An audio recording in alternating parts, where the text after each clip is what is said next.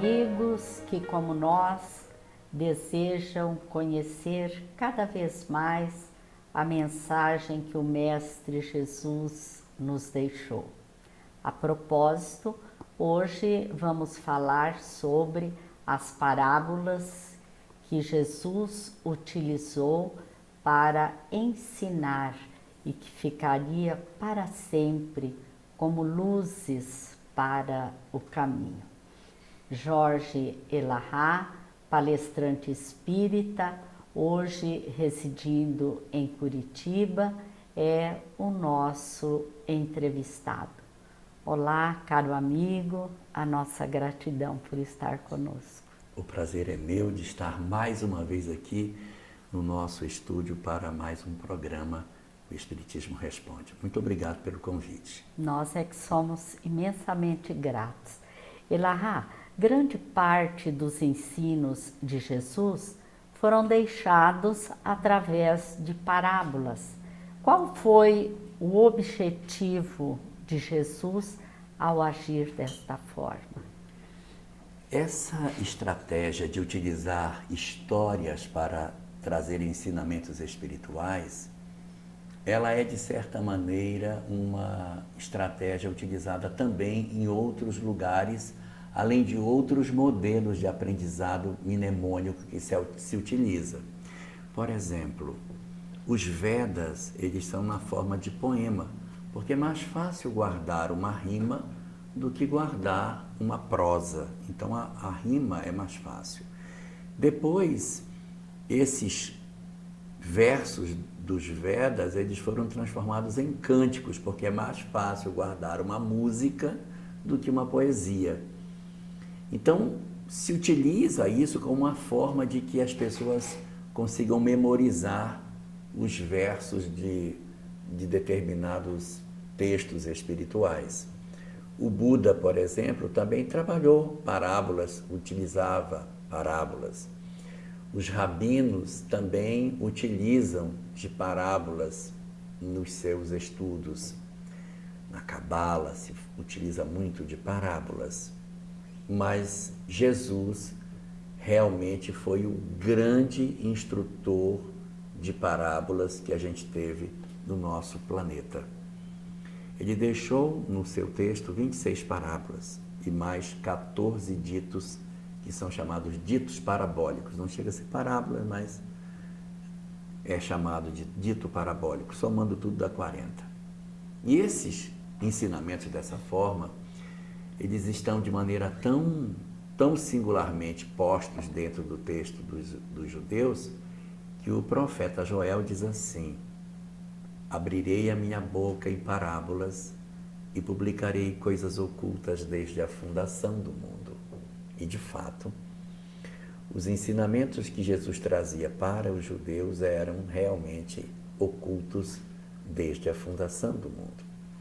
Mas a grande questão é por que se utiliza poesia, cânticos, parábolas para traduzir conhecimentos espirituais? Para facilitar guardar na memória. Um texto, uma fala, uma página de prosa para você guardar aquilo e repetir para frente é difícil. Então, se for poesia, facilita. Se for música, poesia. E se for história, então, facilita muito mais. Porque a história, ela serve como o próprio Vinícius nos trata isso na sua obra, como se fosse uma noz, que é uma casca e o conteúdo está dentro. Então, você carrega a noz e ela vai com o alimento dentro dela. Quando você está maduro, você quebra a casca e acessa o que tem dentro dela e se alimenta, se nutre. Então, as parábolas, elas, na visão literal que elas têm, elas já trazem uma lição moral interessante. Quando você tem uma parábola em que você estuda especificamente a literalidade do texto, eu já encontro ali um ensinamento bonito. Um pai tinha 2 filhos, o filho pediu para ele metade da herança, o pai deu, o filho foi para longe, depois o filho voltou e o pai o perdoou. A história, na sua literalidade, ela é tida como sendo uma história interessante. E por isso que as pessoas têm tanta dificuldade, algumas pessoas, em interpretar, né? Exatamente porque ainda não está pronto para quebrar a casca. É. Muito interessante. Nós sabemos que todas as parábolas têm importantes significados, né? Sim. Mas uma delas nos parece assim que retrata muito bem o comportamento do homem com relação à compreensão dos ensinamentos de Jesus, Sim. que é a parábola do semeador, não é? Sim. Você poderia comentar para nós, Elahá? A parábola do semeador, ela está no Evangelho de Mateus, no capítulo 13. Ela, inclusive, abre o sermão das parábolas. São 7 parábolas em seguida. São as chamadas parábolas do reino. Elas são todas interconectadas. A parábola do semeador é uma espécie de locomotiva que arrasta 6 vagões, que são as 6 que se seguem a essa, que são todas elas bem curtinhas. Mas a parábola do semeador, ela tem também uma singularidade muito interessante. Ela e a parábola do joio e do trigo são as 2 únicas parábolas que Jesus interpretou e que no próprio capítulo 13 está a interpretação do Cristo sobre essas parábolas, fazendo com que a gente tenha muito mais conforto de apresentar o que significam os símbolos que ele deixou, porque nós não estaríamos fazendo uma ilação no pensamento de Jesus. Não, estaríamos pegando o próprio Evangelho de Mateus, no seu capítulo 13, e dizendo, vamos olhar aqui essa parábola e ver o que Jesus contou sobre ela. E essa parábola vai contar a história de 6 terrenos diferentes.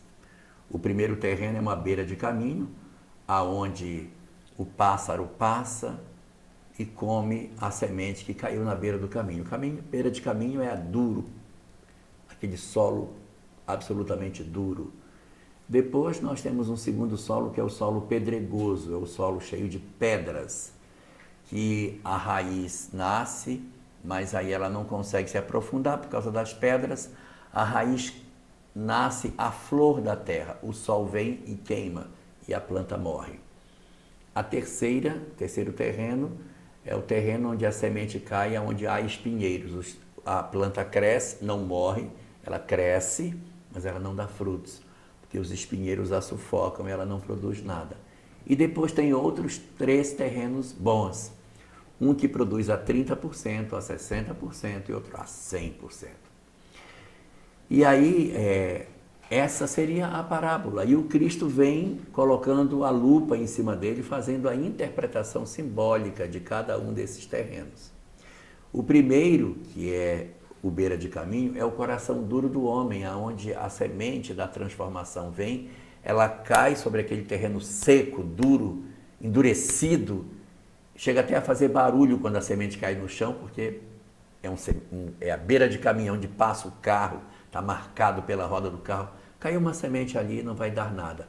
O pássaro do céu vem e come, e Jesus diz, o pássaro é o maligno, ou seja, todas as ideias negativas, os espíritos obsessores, o próprio mundo, tudo aquilo que representa o afastamento da semente. O pássaro vem e come e leva a semente, pronto, acabou. Não vai nascer porque o solo é duro. O segundo solo, que é o pedregoso, o próprio Cristo vai dizer que o sol que nasce e que queima a raiz é o sofrimento. E em todo o Evangelho, sempre que aparece fogo, sol, calor, é sempre relacionado a sofrimento, a testemunho. Então, quando o sol aparece, as raízes estão à flor da terra, elas são queimadas e a planta não sobrevive. Que são os sofrimentos que aparecem nas nossas vidas, fazendo com que a ideia de transformação naquele coração endurecido que muitas vezes a gente tem, esse coração endurecido ele vai ter assim um tratamento a partir do momento em que nós pudéssemos retirar essas pedras dele. Mas se a gente não retirar, o sofrimento virá e vai destruir as iniciativas de mudança. Terceiro solo é o solo que a planta não morre, mas não produz nada. São aqueles em que os espinheiros apresentados por Jesus como aquilo que a gente poderia chamar de preocupações do mundo, sufocam a semente. E embora a planta não morra, ela não produz nada. Porque as sufocações da vida material impedem que a pessoa se faça produtiva. A semente vinga, a semente cresce, mas ela não é capaz de frutificar em nada. Do mesmo jeito que tem 3 terrenos improdutivos, há 3 terrenos produtivos. Um que produz a 30%, 1/3, 2/3, 3/3. 1/3, 2/3 e 3/3. Talvez existisse alguma coisa que Jesus disse que a perfeição seria 3 e que não ter tudo seria 2/3 e 1/3. E a gente vai encontrar isso no Evangelho de Lucas, capítulo 10, na parábola do bom samaritano, quando o doutor da lei pergunta: o que eu devo fazer para herdar a vida eterna? 3 coisas: amar a Deus, amar ao próximo e amar a si mesmo. Se eu amo só a Deus, mas não amo ao próximo e não amo a mim mesmo, ou se eu amo só o próximo, não amo a Deus e não amo a mim mesmo, ou se eu amo só a mim, mas eu não olho o outro e não me conecto com Deus, estou só a 30%. Mas se eu amo a Deus e ao próximo, ou se eu amo a Deus e a mim mesmo, ou se eu amo ao próximo e a mim mesmo, eu estou a 60%. Mas quando eu amo a Deus, amo o próximo e amo a mim mesmo, eu completei a inteireza do processo para a vida eterna e consigo ser o terreno que produz a 100%.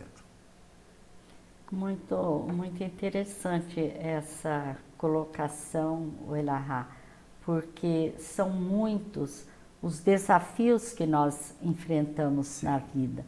Mas eu lhe pergunto, antes de reencarnar, o espírito já tem conhecimento dos desafios que ele enfrentará? Segundo a doutrina espírita, tipicamente, nas encarnações típicas, aquelas que, digamos assim, estão bem próximas do nosso grau de evolução, o espírito sabe.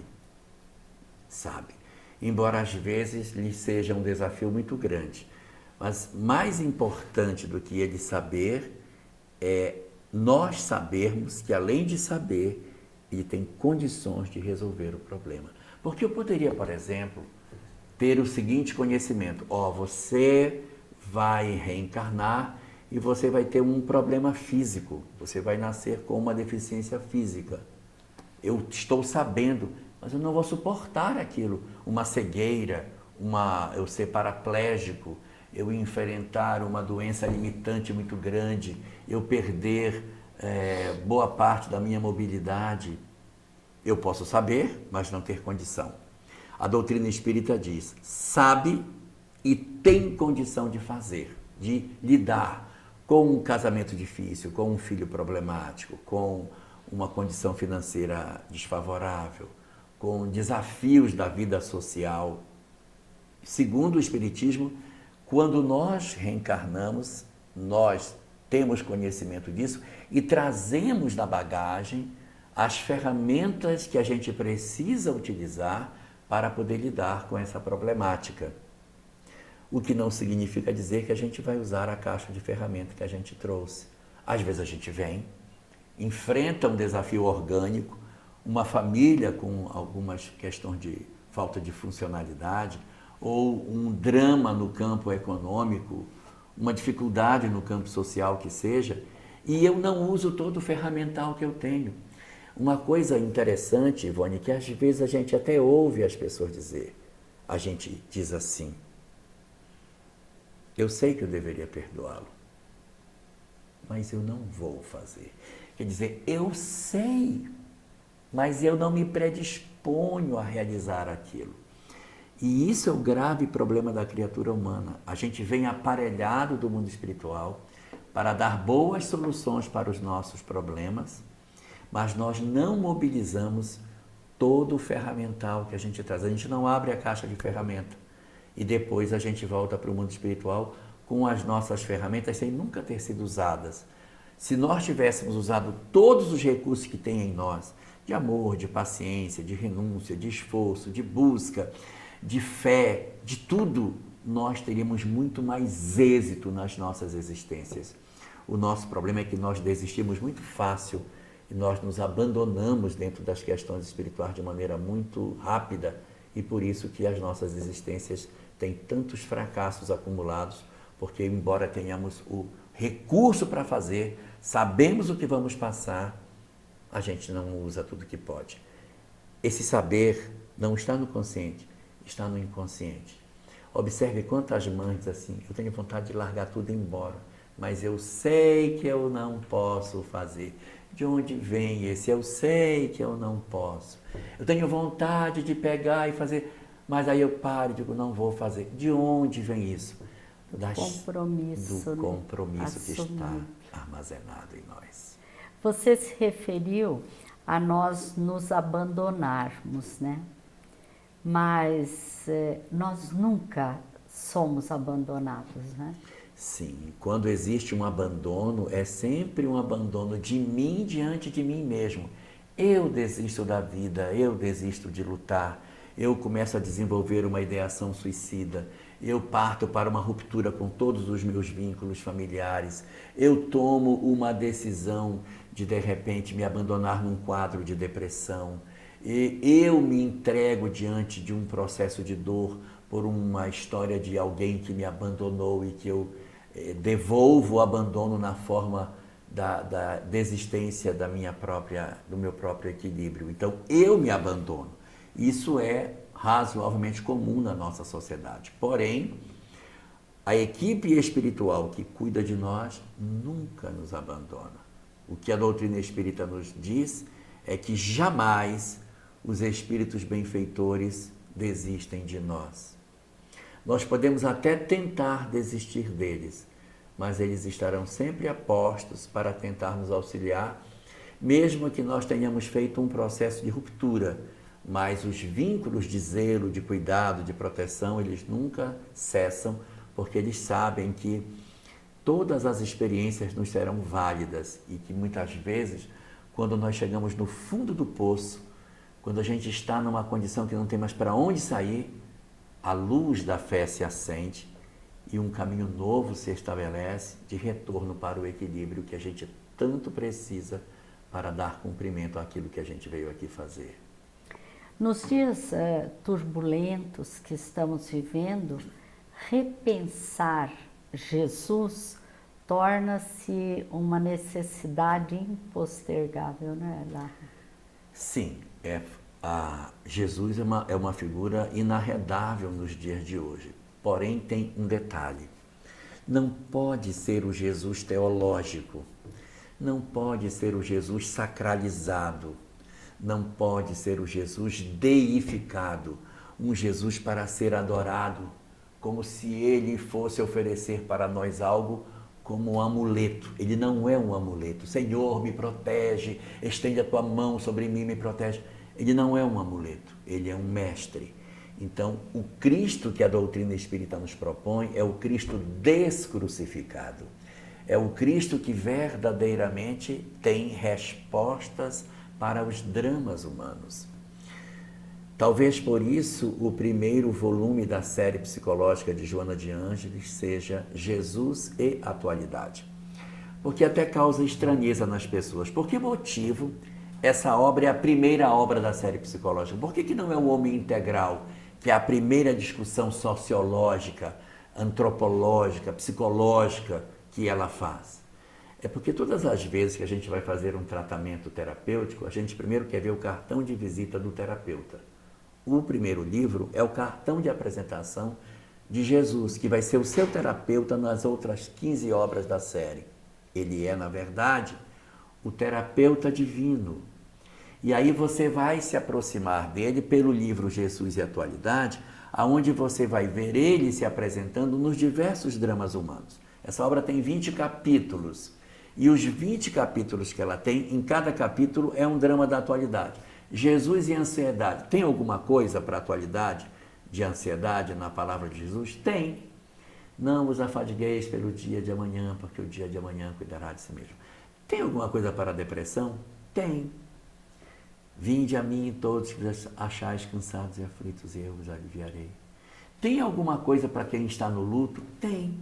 A ressurreição, a prova da imortalidade da alma. Então, vem, as lições do Cristo não são lições teológicas, elas são lições terapêuticas. O Cristo é o terapeuta da humanidade. Seu ensinamento é a libertação da criatura dos grandes conflitos que ela traz. Então, Joana de Ângeles vai reapresentar Jesus não como uma figura deificada, mas como o mestre, o terapeuta que compreende a alma humana e oferece as respostas que a gente precisa para os dramas que vivemos na atualidade. Elahá, qual a mensagem que você deixa para nós? Mensagem que eu gostaria nesse momento de deixar é para aquelas pessoas que nesse momento estão se sentindo sem nenhuma saída, que acham que já não possuem mais nenhuma oportunidade de resolver os seus problemas, que está dentro de um processo de angústia que não consegue resolver, de um casamento violento, de uma relação tóxica, de uma doença incurável, de um drama familiar com um filho envolvido com o crime, com a droga, aonde ela não encontra mais alternativa de movimentação. Que a gente procure uma instituição espírita, que a gente se aproxime dos trabalhos que as instituições espíritas possuem, fundamentalmente o trabalho de atendimento espiritual, aonde a gente vai ter o acolhimento, o atendimento fraterno, vai poder receber o passe, vai ter alguém para nos ouvir, para conversar e para nos esclarecer consolando e nos consolar esclarecendo dentro dos princípios da doutrina espírita, não para que os nossos problemas desapareçam, mas para que de repente nós consigamos olhar esses mesmos problemas por outro ângulo e encontrarmos uma força descomunal, apoiada em Deus, nos ensinamentos de Jesus, para conseguirmos caminhar, ainda que com os pés sangrando, mas conseguindo entender a majestade do amor e a transitoriedade do nosso sofrimento diante da imortalidade da alma. Muito obrigada, Elahá. Muito obrigada por estar aqui conosco. Que Jesus continue te abençoando, te amparando nesse trabalho tão bonito que você faz. Muito obrigada. Queremos agradecer também a todos vocês que estão nos assistindo. Esperamos estar juntos em outras oportunidades e lhes desejamos muita paz.